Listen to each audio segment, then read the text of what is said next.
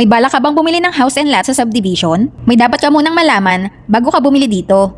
Handa ka bang magbayad ng Homeowners Association dues monthly lifetime? Kadalasan, it ranges 125 to 1,000 pesos, depende sa subdivision. Ito ang dues usually para sa basura, guard, street lights, etc. Libre na ba ang pagpapakabit ng kuryente at tubig?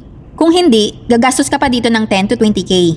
Depende sa supplier. May binabayarang minor or major improvement. Kung ikaw ay magpapagawa, 10 to 30k usual. Pero refundable if you meet their conditions sa construction. Halimbawa, bawal ang color white sa exterior ng house. Bawal ang extension kadikit sa ibang bahay, etc. Kadalasan sa house turnover, hindi mo pa makikita ang bubong kung may tulo kapag umaaraw. Minsan, ang pader hindi pa yan naka-waterproof. Check mo rin ang tiles kung ampaw dahil lolobo yan soon hanggang sa papalitan mo na lahat ng tiles kung meron. Barado ba ang bowl or sink? Gumagana ba ang mga outlet? Ask mo ang tubig nila kung anong supplier dahil minsan madumi ang tubig o mahina.